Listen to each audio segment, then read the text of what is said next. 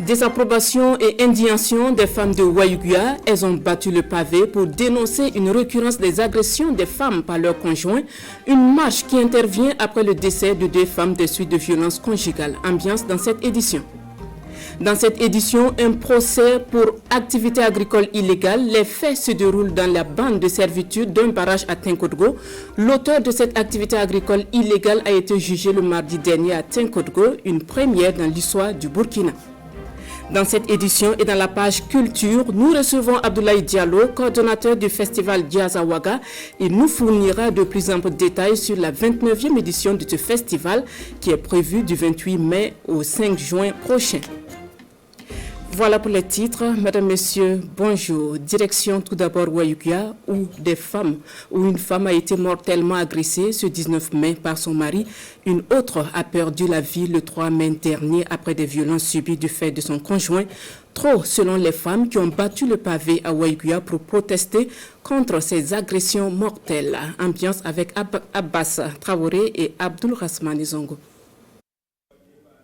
Elles sont plusieurs centaines de femmes de tous âges sorties en ordre de bataille à Waïguia contre les agressions mortelles dont certaines d'entre elles sont victimes du fait de leur conjoint. Avant-hier 19 mai, Adjara Zongo, mère de plusieurs enfants, regrette les femmes, a perdu la vie entre les bras violents de son mari, en ce moment incarcéré. Le 3 mai dernier, ajoutent les manifestantes, la victime, elle, s'appelait plutôt Aminata Ouedraogo, mère d'un enfant et enceinte de 3 mois, décédée des suites des coups et blessures de son conjoint. D'où cette mobilisation tous azimuts d'interpellation. Nous sommes réunis, en tout cas pour interpeller nos frères, nos sœurs, interpeller toute la communauté et interpeller encore plus les autorités pour que diligence soit faite, pour que justice soit rendue rapidement, sans délai, et à ces victimes-là qui ont été arrachées à notre affection. La ministre de tutelle est venue soutenir ses sœurs, a reçu leur message de désapprobation et d'indignation, et mieux, a laissé à son tour un message ferme de la part de l'exécutif. Nous sommes venus reconforter ces femmes pour leur dire que le gouvernement est à leur côté, que ce crime ne restera pas impuni, et dire que nous allons particulièrement suivre ces dossiers. Et aussi lancer un appel aux hommes. Quand on épouse une femme, c'est dans l'intention de la protéger et de la rendre heureuse. Le mariage n'est pas forcé. Quand vous sentez que ça ne va pas, il faut remettre la personne à ses parents. À travers colère, discours et slogans hostiles, les femmes ont battu le pavé entre le gouvernorat du Nord et la gendarmerie avant de se stabiliser à la place de la nation afin d'exprimer leur ras-le-bol. Un ras-le-bol qui, elles espèrent, contribuera à fixer définitivement une limite à la violence sans limite de certains hommes.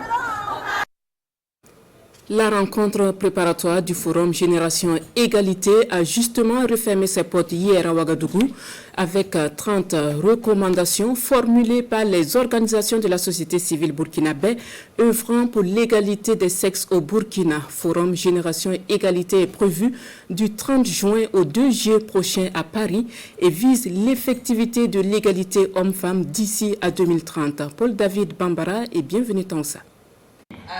Les organisations de la société civile œuvrant pour l'égalité de genre au Burkina Faso bouclent ici leur rencontre préparatoire du Forum Génération Égalité prévu du 30 juin au 2 juillet prochain à Paris.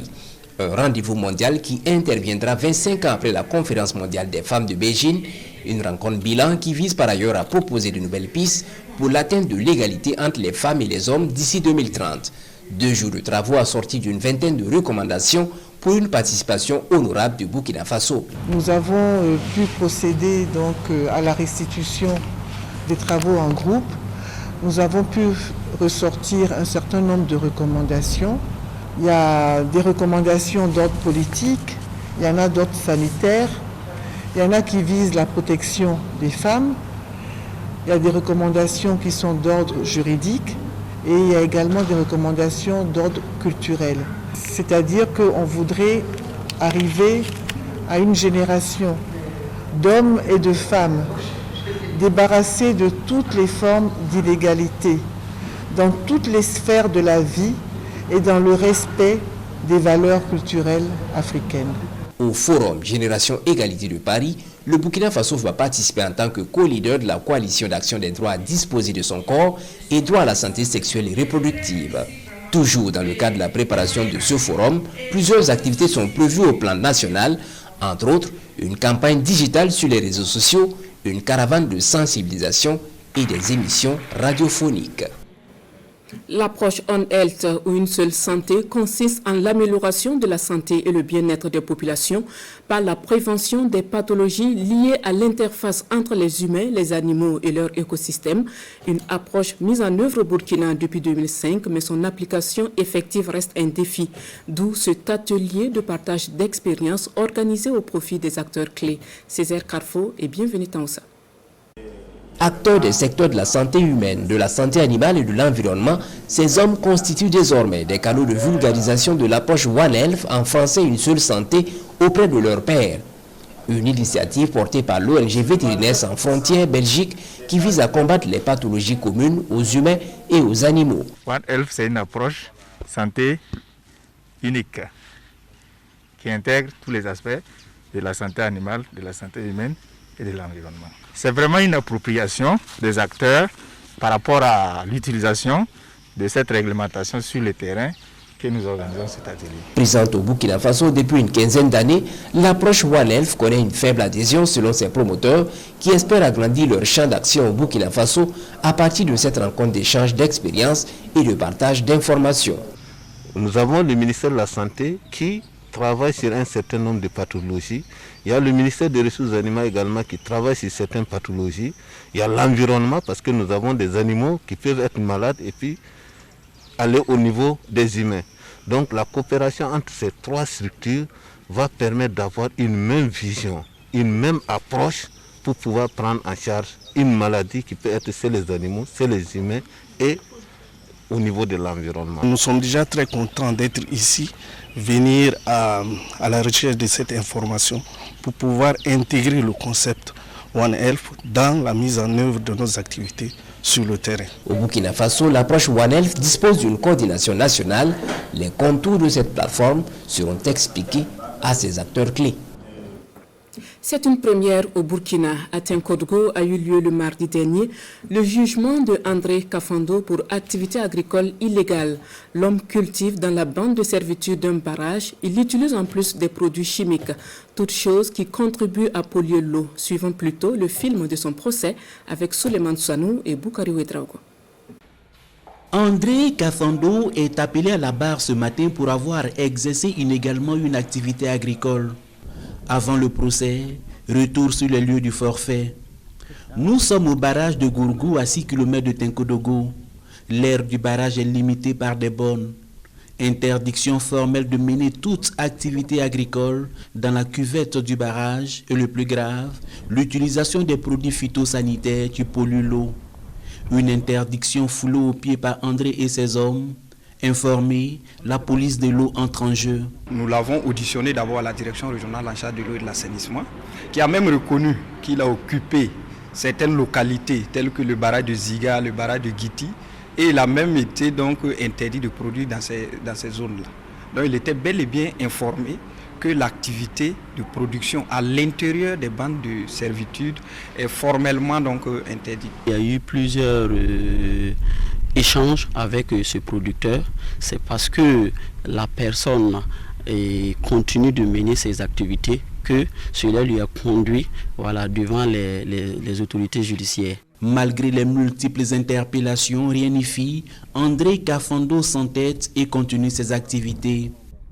Aujourd'hui, il est appelé à répondre de son entêtement devant le tribunal de grande instance de Tinkodogo. Vous êtes prévenu d'avoir à Gourgou le 20 avril 2021 et antérieurement, en tout cas depuis un an presque, exercer une activité agricole dans la cuvette d'un barrage en l'espèce en exploitant un jardin dans la cuvette du barrage Gourgou.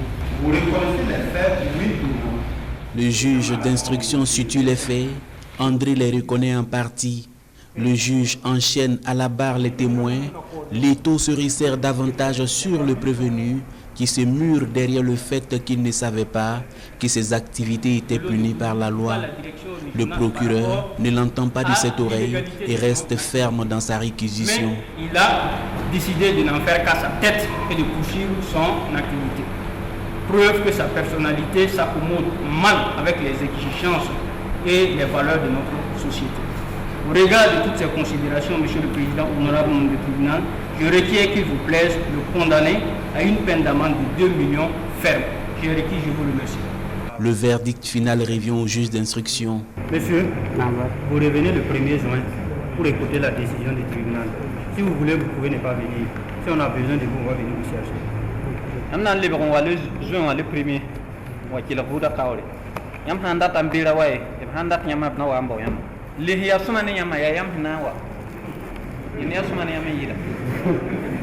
attendant le délibéré pour connaître son sort, André Kafondo se retire du palais, méditant certainement sur la sanction à écoper.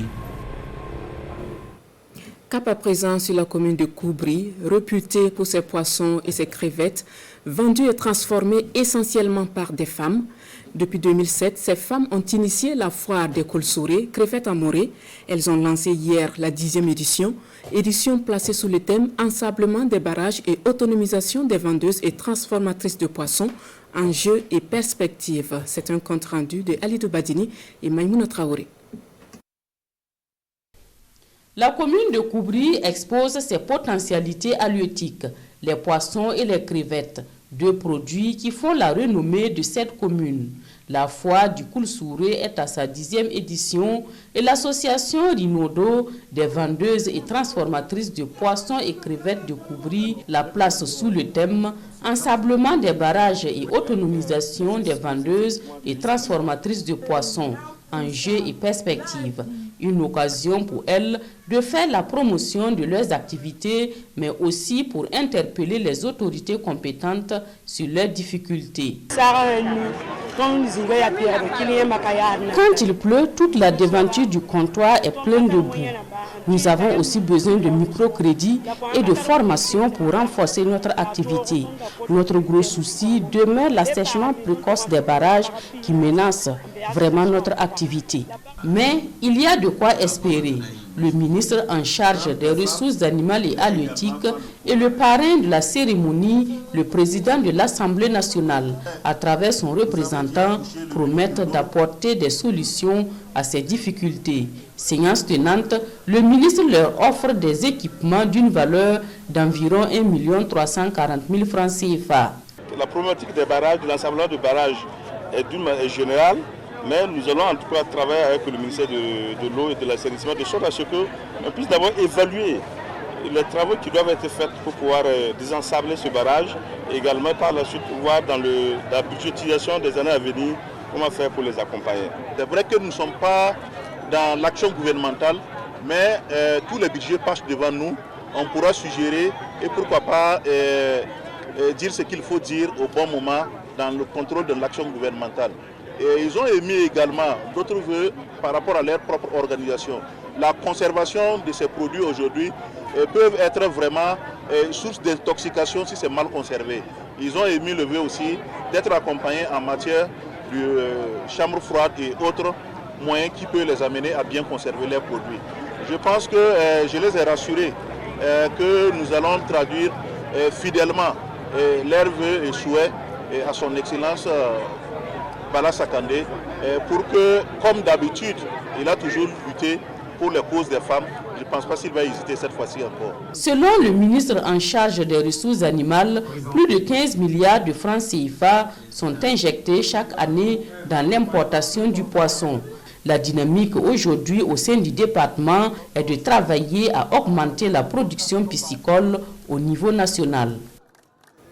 C'est ce 21 mai à Ouagadougou que les travaux de la 57e édition et session ordinaire du Conseil des membres de l'autorité et de développement intégré des États du Liptako-Gourma ont débuté avec 12 dossiers inscrits à son ordre du jour, au nombre desquels le rapport sur l'exécution du budget au 31 décembre 2020, compte rendu de Souleymane Sanou et Estelle Judith Assokba. Maliens, Nigériens et Burkinabés réunis autour d'une instance commune L'autorité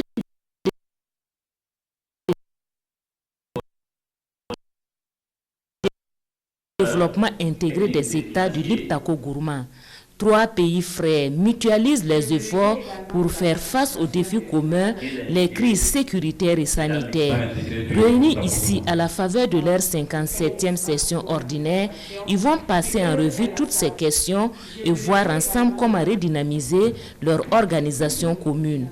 Les chefs d'État ont déjà pris le devant. Ils ont fait ce qu'ils ont à faire en révisant le traité. Nous, ici, au niveau du Conseil des ministres, nous essayons de mettre en place tous les instruments nécessaires pour que l'organisation puisse jouer ce rôle-là, sur instruction des chefs de la conférence des chefs d'État, bien sûr. Deuxièmement, nous sommes dans un processus où les partenaires au développement et les partenaires techniques et financiers ont compris aussi l'importance de l'accompagnement nécessaire de l'ALG pour résoudre le double problème de développement et de l'insécurité dans notre zone. Tous ces sujets d'intérêt commun sont inscrits dans 12 dossiers, des dossiers qui avaient déjà été examinés par les experts des 3 États et les membres du secrétariat exécutif de l'autorité de développement intégré des États du Liptako Gourma. Reste maintenant au ministre de l'autorité d'apporter leur appréciation avant validation. D'abord, nous allons approuver l'exécution du budget 2020. Nous allons autoriser un certain nombre de programmes et projets pour l'exercice 2021, mais aussi pour les 3 années à venir en termes d'investissement, en termes de projets et programmes 2021 jusqu'à 2023. Évidemment, nous allons aussi prendre un certain nombre de dispositions pour améliorer les conditions de travail du personnel de l'ALG.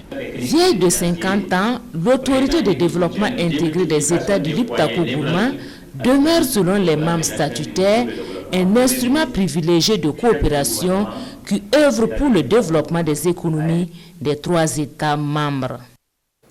Suite du séjour de la délégation du ministère de la Communication inter-sénégalaise, le ministre Ousseini Tamboura a visité ce vendredi la radio-diffusion-télévision du Sénégal, visite qui a permis à la délégation burkinabé de s'inspirer du système de communication du Sénégal, surtout dans son volet valorisation des langues nationales. Sanou à Christine Koulibaly. Le ministre Ousseini Tamboura dans les couloirs de la radio-diffusion-télévision sénégalaise. La visite du ministre de la Communication burkinabé commence dans ce musée. Un musée où la RTS d'hier à aujourd'hui lui est comptée. Puis, direction les studios. Là, c'est le plateau du journal télévisé. Une halte s'impose pour un jeu de rôle et surtout pour laisser un mot dans le livre d'or. Cette visite dans vos locaux avec ma délégation m'apparaît comme un pèlerinage dans l'histoire des médias, mais aussi et surtout un hommage à votre inestimable contribution à l'inclusion de la presse et à l'entrée de la démocratie au Sénégal. La visite peut enfin reprendre son cours. Une visite guidée des locaux, suivie d'échanges pour percer le secret de la réussite sénégalaise en matière de communication. C'est aussi de mesurer la stratégie qui a consisté à faire en sorte que les langues nationales sont beaucoup présentes dans les médias. Parce que vous savez que nous sommes de plus en plus attachés à une communication qui crée une bonne interface entre les gouvernants et les populations. Les médias, comme l'indique son concept, permet aux deux de se parler et de se comprendre. Parler la langue des populations apparaît être un défi tout à fait important si on veut réussir donc l'adhésion des populations au politique de développement. Au-delà du secteur de la communication, c'est l'axe de Ouagadaka qui annonce un autre virage. Aujourd'hui, vous savez qu'au-delà de la communication, c'est qu'il y a un très fort dynamisme dans la culture. Parce qu'aujourd'hui, on ne peut pas parler du cinéma sans parler du festival. Le Sénégal va être invité d'honneur du 16 octobre au 21 octobre. Nous ont toujours été nos invités ici parce que quand on parle autant qu'on parle du cinéma, il y a une bonne expérience à prendre. Ici, on peut parler aussi des arts visuels. Et la réalité, c'est que la Biennale des Arts que nous allons aussi mettre au premier point va être une occasion pour nos collaborateurs dans un but. En tout cas, je me félicite de cette ce dynamisme entre ces deux pays. Et cette ambition que nous avons ensemble de faire renforcer cette coopération et ce dynamisme entre Ouaga et Dakar. En attendant le FESFACO, le ministre Abdoulaye Diop est invité à la nuit des gagnants. Et ce sera une occasion pour lui et ses équipes de découvrir les réalités burkinabées en matière de communication. Un ouvrage de plus pour Siaka Koulibaly. Il est dénommé Innovation technologique, un cadre de renforcement des capacités pour les pays à faible revenu. L'œuvre propose des outils qui peuvent servir aux dirigeants des pays comme l'Afrique subsaharienne dans la conception et la mise en œuvre des politiques et programmes d'innovation technologique efficaces. La dédicace de l'œuvre avec Urbain Benito Somé et Oumou Sissé.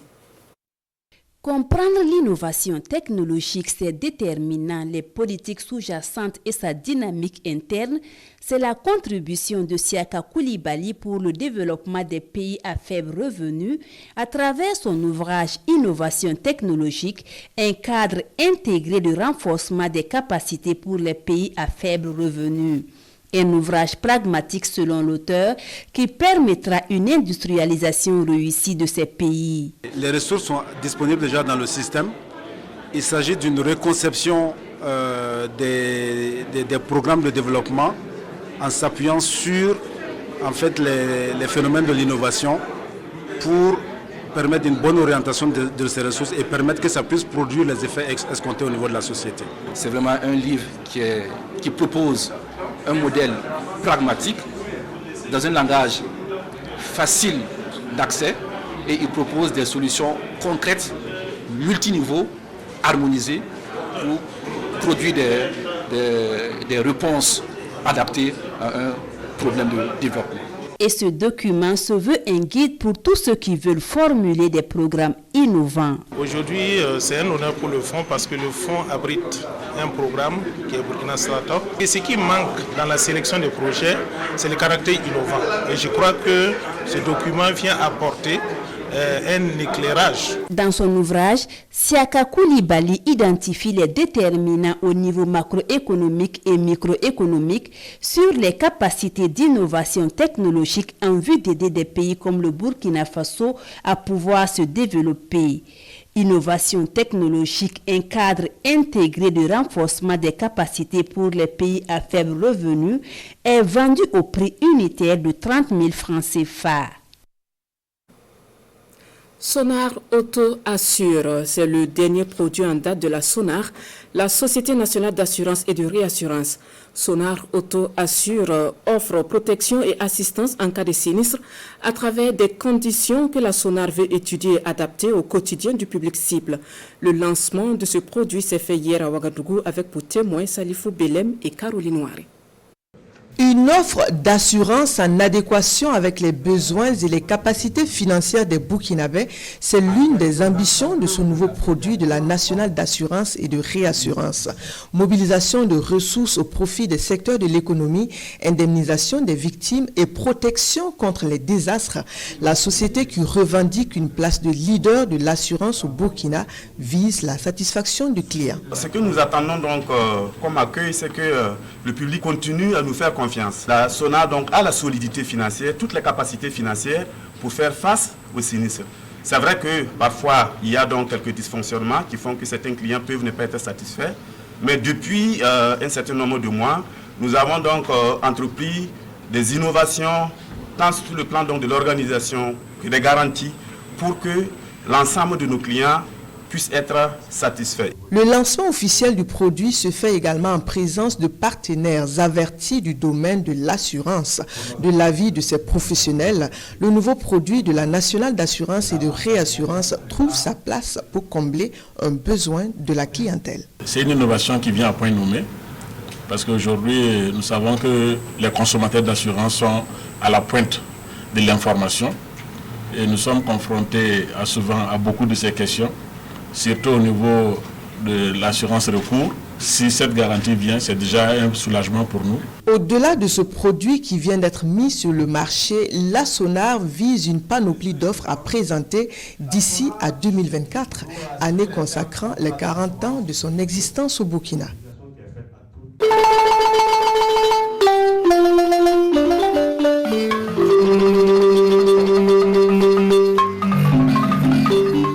page culture de cette édition. Au terme de 3 jours d'activité, le festival Les Rencontres culturelles de Arbolé s'est achevé sur une note de satisfaction.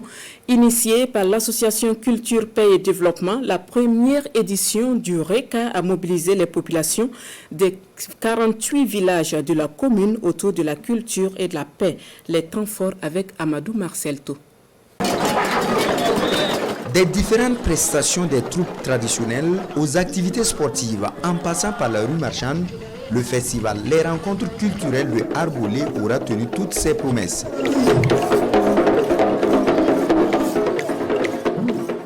On termine sous la pluie, c'est une bénédiction et nous voulons dire merci à tous ceux qui se sont impliqués pour que le festival se tienne.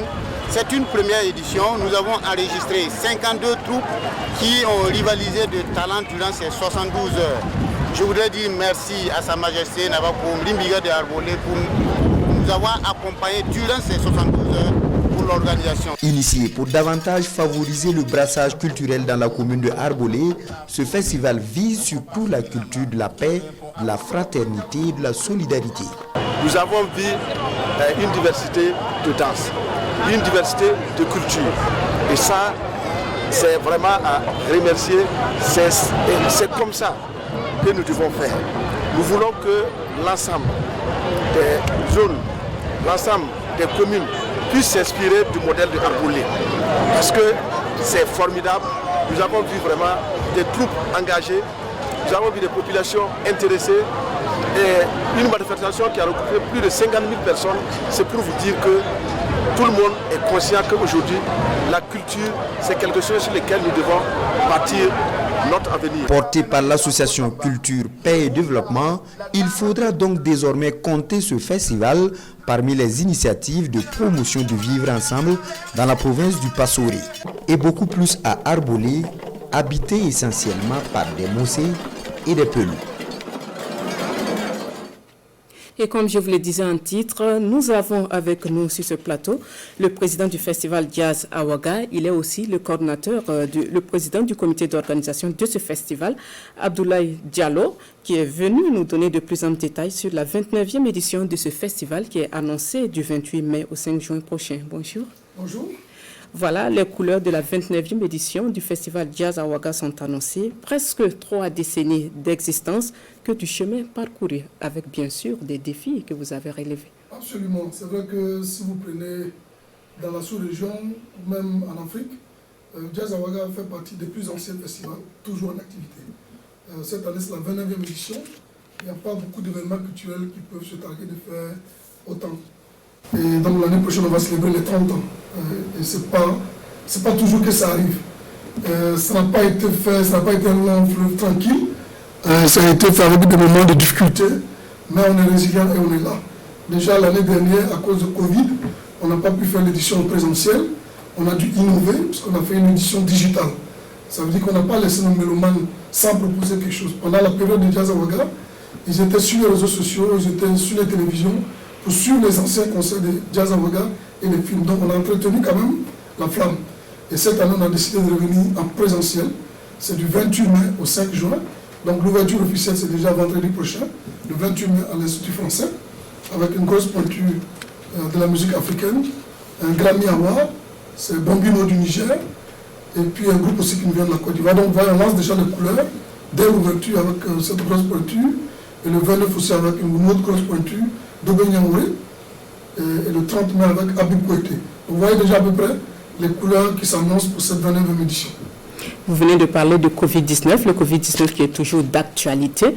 Est-ce qu'il y a des innovations particulières cette année pour les Jazz Awaga en tenant compte justement de ce Covid-19?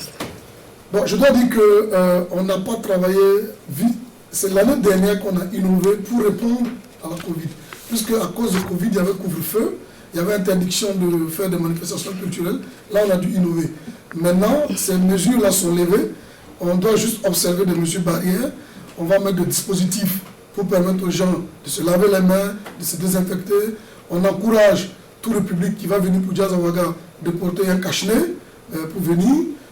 Et comme c'est un espace libre, plein air, il y a moins de risques de contamination selon les spécialistes. Donc on travaille en respectant les mesures barrières comme tous les autres festivals. Donc il n'y a pas d'innovations particulières liées à la Covid. Par contre, il y a des innovations liées à la situation que nous vivons.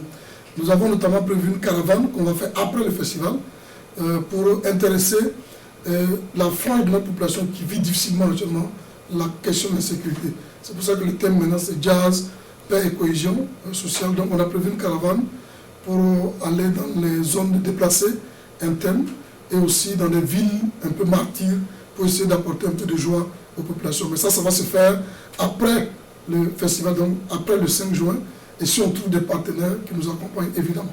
Et on doit comprendre par là que les populations déplacées internes auront droit à des scènes organisées par Jazz. Si on est accompagné, si les mécènes, les sponsors et les partenaires comprennent le bien fondé de déplacer une scène live dans un camp de déplacés, avec tout ce qu'ils vivent difficilement, de pouvoir écouter les artistes et s'évader un moment, si les gens pensent comme nous que c'est une bonne chose et qu'ils nous accompagnent, on va le faire. La renommée de Jazz à Ouaga va au-delà des frontières africaines. Voilà, vous avez des partenaires au niveau international qui ne seront certainement pas présents pour cette édition du fait du Covid-19. Est-ce que leur absence ne va pas négativement impacter sur cet événement, ce rendez-vous incontournable de la culture burkinabé? Bon, ça va certainement impacter, mais est-ce que c'est négativement? Non, on a su compenser. On a compris qu'avec Covid-19, parce que Jazz à Ouaga, chaque année, c'est autour de 6, 7, 8 groupes qui viennent de l'Europe et des groupes aussi qui viennent des États-Unis. Cette année, on n'a que 2 groupes qui viennent de l'Europe. Donc un de la France et un de la Suisse.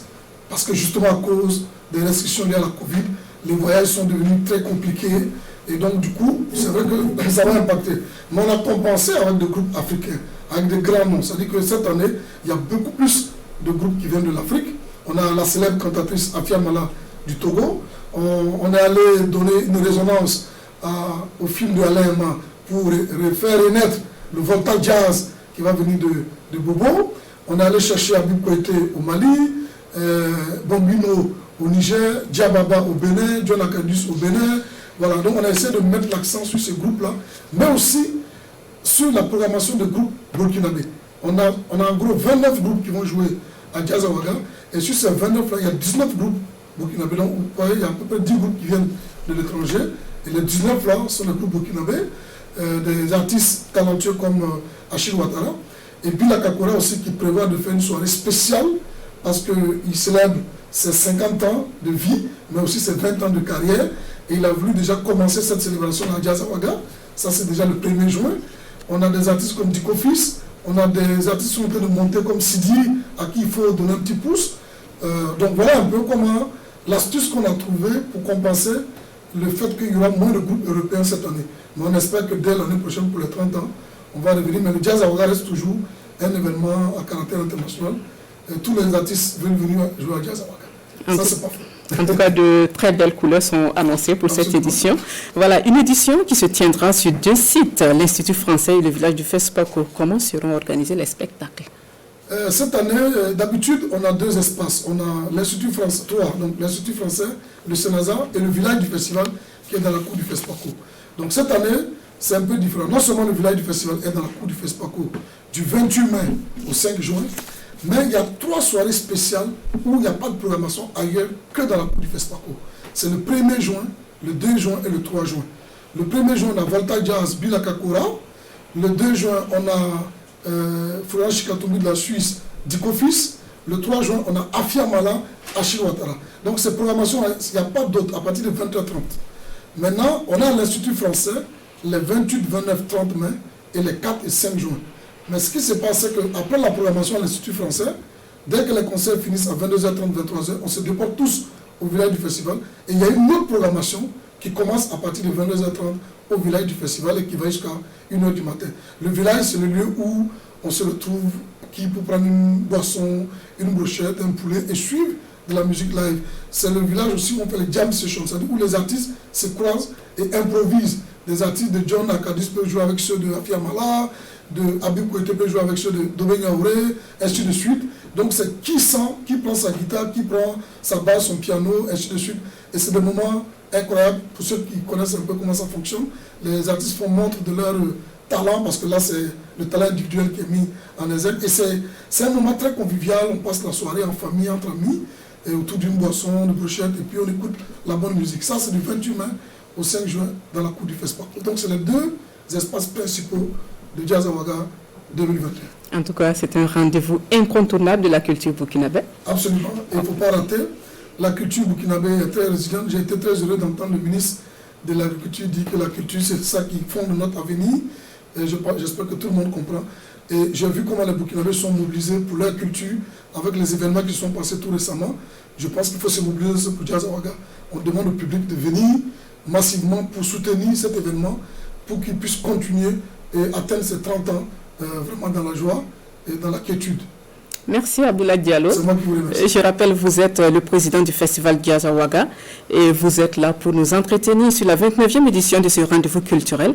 Jazz Awaga annoncé du 28 mai au 5 juin prochain. Restez avec nous pour la suite de cette édition.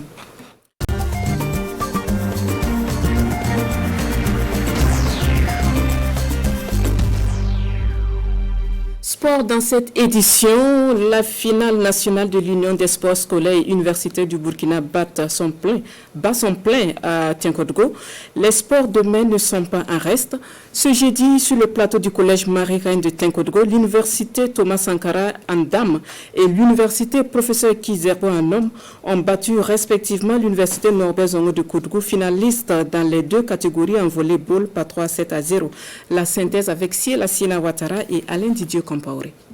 Les finales dames et hommes du volleyball ont ravi la vedette à certaines disciplines à Tinkodgo. En dames justement, l'équipe de l'université Thomas Sankara en vert et blanc est opposée à la jeune formation de l'université Norbert Zongo de Kodgo. C'est un déséquilibre des forces en présence qui s'est vite ressenti sur le terrain. Les filles de Thomas Sankara enlèvent le premier set 25-18. Elles font le break au second set 25-8 et finissent par plier la finale au troisième set 25-8 de nouveau, soit 3-7-0. Toutes les deux équipes se sont battues comme elles peuvent. On a pris le dessus. Mais aujourd'hui, nous on était en forme plus qu'elles. L'université de Wayuguia, qui a défait celle de Gawa en match de classement, repart avec 100 000 francs CFA et la médaille de bronze. L'université Norbert Zongo se console avec la médaille d'argent et la somme de 150 000 francs CFA. La lauréate, l'université Thomas Sankara, s'adjuge donc du trophée, la médaille d'or et une enveloppe de 200 000 francs CFA. Au niveau des hommes, c'est l'université Joseph Kizerbo qui est face à l'université Norbert Zongo de nouveau. Très serré au début, la situation s'est vite décantée et l'équipe de Ouaga empoche le premier set, 25-15, puis 25-20, avant de clore le troisième set par 25-15. Là aussi, c'est un 3-7-0 pour les étudiants de Joseph Kizerbo. Le match n'a pas été passé. On a été confronté aussi à un adversaire de taille. On envisage vraiment participer aux Jeux universitaires sous-régionaux pour montrer nos talents. Au niveau du ministère des Sports et des Loisirs, on se satisfait déjà du déroulement des compétitions. Oui, les compétitions ont commencé depuis lundi et ça se passe très bien. Nous avons fini les éliminatoires. Les phases finales pour les sports demain ont commencé ce matin et comme vous l'avez constaté, ça se déroule très bien. Et l'apothéose c'est pour samedi avec la finale en football à 14h et la finale en lutte le matin à 8h. En tout cas, on peut se réjouir d'une très belle organisation de l'UCBF à Tinkodgo. Comme vous le savez, c'est la première fois que les phases finales sont délocalisées dans une région. Et je pense que le ministre a eu raison en délocalisant cette compétition. Vous avez vu l'engouement des populations et c'est une façon de les amener à s'intéresser à cette activité et je pense que le choix a été très bien fait. Sur la table des récompenses, l'université de Wayuguia est encore troisième et gagne 100 000 francs CFA et la médaille de bronze. 150 000 francs CFA plus la médaille d'argent pour la finaliste, l'université Norbert Zongo. L'université Joseph Kizerbo rafle donc la médaille d'or, le trophée et une enveloppe de 200 000 francs CFA. Le championnat national de Football de première division enregistre l'arrivée d'une nouvelle équipe, l'AS de Kouritenga. L'histoire de cette montée de l'AS de Kouritenga et les perspectives pour se maintenir en première division, contées par Jean-Modeste Ouedraogo avec la complicité de Nongba Kouda. Scène de liesse sur le terrain de l'AS Kouritenga. Arma Bassolé, le magicien, porté en triomphe par ses joueurs. C'était à l'occasion de la 21e et avant-dernière journée de la deuxième division. Les supporters n'oublieront pas de sitôt cette folle soirée. Une soirée au cours de laquelle les hommes de Arma Bassolé avaient corrigé l'étoile africaine de Zignaré sur le score de 5-0. Vous savez aussi que Zignaré n'avait plus rien à perdre. Bon, il se maintenait et puis bon voilà, et face à une équipe qui sait que après à l'issue de cette victoire, elle peut monter en première division. Donc je pense que il y avait une différence sur le plan mental. Voilà, donc ça aussi, ça a boosté les enfants à cravacher dur. Voilà. Nous sommes très contents et de parvenir en tout cas à la montée. Voilà. Donc c'était l'objectif visé depuis le début de la saison. Premier du groupe A, avec 48 points plus 12, l'AS Kouritenga retrouve la première division du Faso Foot 9 ans après. Depuis 4 ans, en tout cas, on a toujours espéré.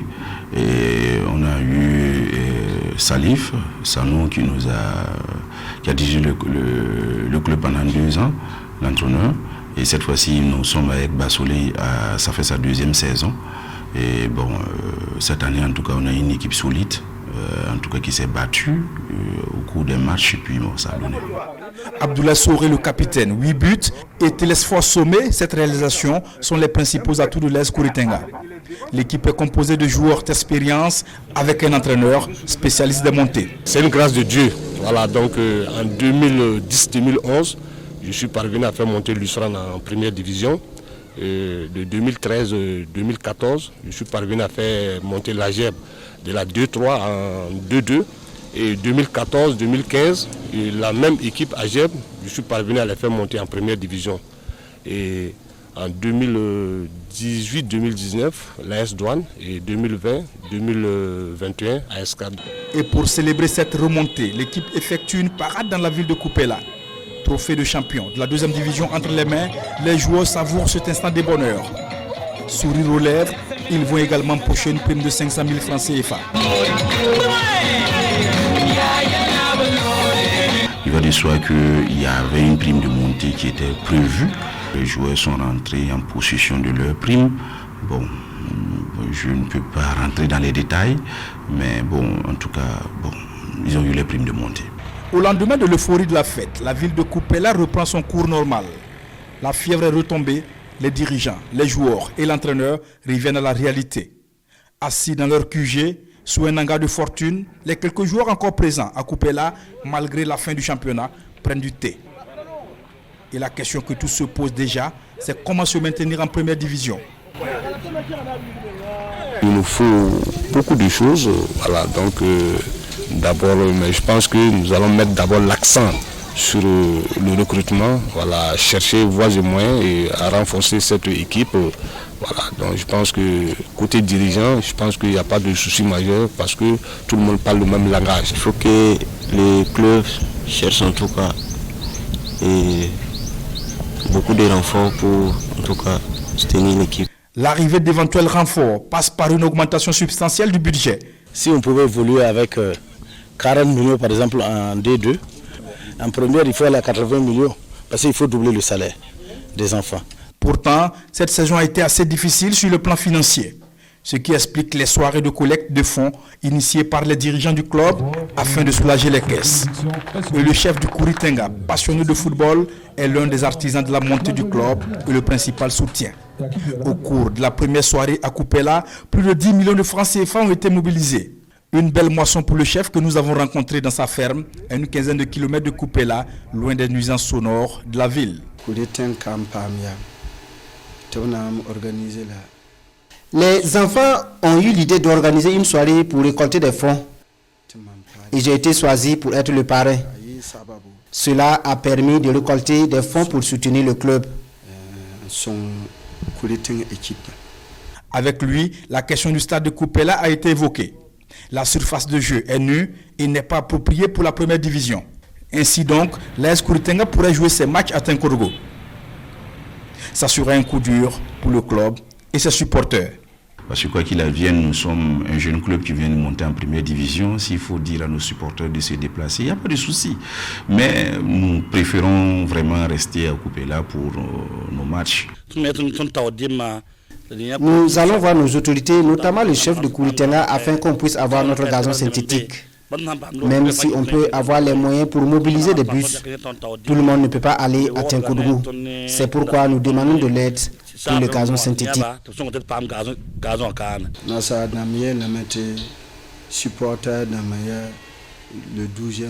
On a coutume de dire que le supporter est le 12e joueur, puisqu'on n'a pas les moyens financiers pour aller à Tinkodougou.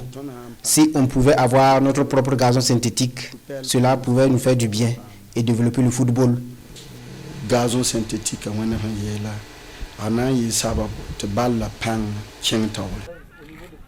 Porté sur les fonds baptismaux en 1999, l'AS Koupéla, devenu AS Kouritenga, rêve grand et entend attirer de grands joueurs dans la capitale de la Goyave.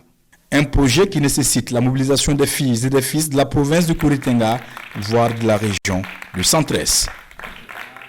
Et c'est avec Jean-Modeste Ouedraogo que se referme cette édition de la mi-journée de ce samedi. Merci de l'avoir suivi.